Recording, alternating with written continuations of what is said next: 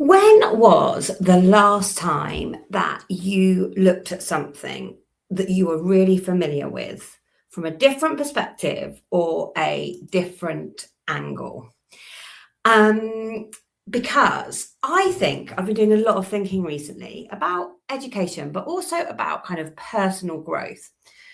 And I think often we become really comfortable and we stop questioning what we know. And I think the minute we stop questioning and trying to move ourselves forward, that is quite a dangerous place to be in. Because actually, looking at things from different perspectives, gaining other people's point of view, that is how we continue to grow and we continue to learn. And nobody ever knows everything. And I guess with education in particular, I think often when we become very qualified in a particular area, it's almost like we've got the qualifications, we've ticked the box, therefore we're skilled to be able to do that thing. So, teaching, for example, we learn to be a teacher, we've ticked that box. And yes, there is inset that schools do, but actually, other than that, there is no compulsory CPD that we have to do. Um, and I think this is why the Bath conference that I'm doing is really, really powerful, but also the work that I'm doing across 2026. So my plan in 2026 is to inspire 1,000 dyslexics through the courses, through the conferences, through the work that I do, through assessment, to go from surviving dyslexia to thriving with dyslexia. And I want to do this by encouraging people, including myself, to look at situations from other points of view. So it's really interesting. On the Isle of Wight conference, and I'm going to be quite brave when I say this now. So the Isle of Wight conference that happened in November, the feedback from that conference was incredible. But there was one piece of feedback that was actually quite personal against my talk and what I'd said from a parent perspective. And my talk was all about, and I stated very clearly at the beginning, I am an ex-teacher, I am a dyslexic specialist, I am a SENCO, I've been there, I know what it's like to be in that situation. But actually my talk was very much coming from a parent perspective. And I made that very clear that actually as a parent, sometimes, well, often you're not going to view things the same as the classroom teacher. And I unintentionally really upset somebody. But I think the reason why I upset somebody is because it really kind of struck a chord in terms of actually, sometimes it's really difficult to hear the hard truth.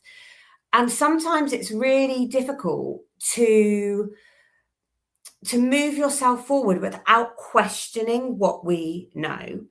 And I think one of the reasons why the Isle of Wight conference and why these Bath conferences and the work that I'm doing this year is really important is because I don't class myself particularly as being a rebel. I kind of complied. I hate upsetting people. But sometimes if we don't rock the boat kind of a tiny bit and we don't encourage people to look and see things from a different perspective, we are never going to move ourselves forward and we are never going to learn more. And nobody ever knows everything, as I said earlier. And I think what is so powerful about the conference and the model that we've created is they're quite small, intimate events, and they're designed to have educators, they're designed to have parents, they're designed to have specialists, they're designed for anybody that wants to know more about dyslexia and come along and share their perspective. And whilst, yes, they are CPD days, we've got 5 incredible speakers.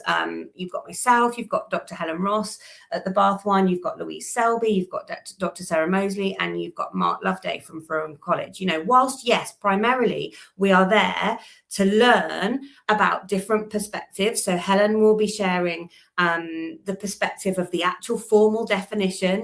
Dr. Sarah Mosley is going to be sharing a reading perspective. Louise Selby is going to be sharing a intervention perspective. Mark Loveday is going to be sharing a perspective all about the importance of multisensory teaching. He's the one that's going to be coming probably from the most dyslexic perspective. all of us have got different experiences that will have shaped our talk. So all of us have got experience in education, but actually our experiences as parents, as individuals, are going to shape those talks further. But the events are designed to be collaborative. So whilst we are speaking to and training people, there are also opportunities, several opportunities throughout the day to network in quite a structured way. So the roundtable discussions on the Isle of Wight have always been so powerful because we have an expert on the table. We have SENCOs, we have teaching assistants, we have teachers, we have head teachers. And what those discussions, that half an hour discussion, enables us to do is really question each other, share good practice, but also perhaps share what isn't going as well, or actually what we feel really quite frustrated or angry about at the moment. And actually what that does is empower all of us to look at things from a different perspective, which really strengthens practice going forward. It can't not improve our practice. It can't not improve our empathy. And then at the Bath conference, we have got this incredible additional layer that AT Superstore, who specialise in assistive technology, they have handpicked exhibitors that have got solutions to some of the things that we find difficult to manage in the classroom or to find difficult to manage as neurodivergent people. So we've got this added layer of people that are leading in the field in terms of creating solutions to support neurodivergent learners in the classroom or in everyday life. And again, they are going to be there and they are going to be listening to the feedback. What is it that schools need? Where are the pinch points in schools? How do they need to develop their products, or what solutions do they need to create in order to move things forward? So for me, connection and collaboration are kind of my words for the year, really. Because I feel like that is how we really strengthen everything. It's how we grow as people. It's how we improve ourselves. It's how we improve our mindset. It's how we become better people. I'm definitely not the finished article. I'm definitely still a work in progress. You know, I learn things about dyslexia. I learn things about education all the time. And actually in the little description of this video, this was actually inspired because my daughter the other day, who is actually one of my children are my greatest teachers for sure. But my middle daughter in particular really challenges my thinking and really makes me think of things from different viewpoints and really makes me question what I already know. The other person that really does that for me is Tim Minchin. Tim Minchin, for me, I just love listening to him talk because everything I thought I knew, he just makes me question and he makes me think, am I really believing that because of confirmation bias, or do I really think that? Is that really my experience? Or actually, do I need to go away and do I need to learn more about something in order to form an opinion? And I think the other thing is, you know, our opinions, nobody ever knows everything. You know, we know what we know now. It's not about blaming somebody, but we need to inspire each other and encourage each other to come out of our comfort zones, to share our perspectives in order to help more people. And ultimately, the aim of the conference and my helping 1,000 dyslexics in 2026 is because I want to improve the outcomes and support people with dyslexia to fulfill their potential. But also I want to continue to grow as a person. I want to continue to learn. And actually, the more people I work with,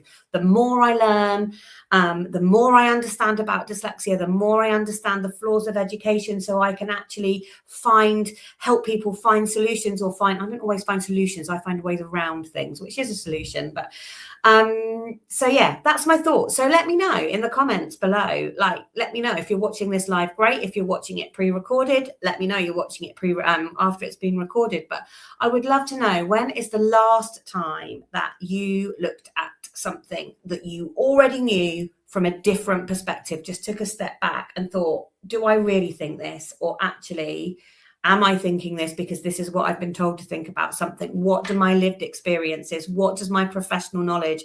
What does my research, in terms of, it doesn't need to be written research or read research, but what does your research in terms of what you've learned about that thing tell you. I would love to know how often you look at things from different perspectives, but have a fantastic Friday and a wonderful weekend. And yeah, I'm sure I'll be back again soon.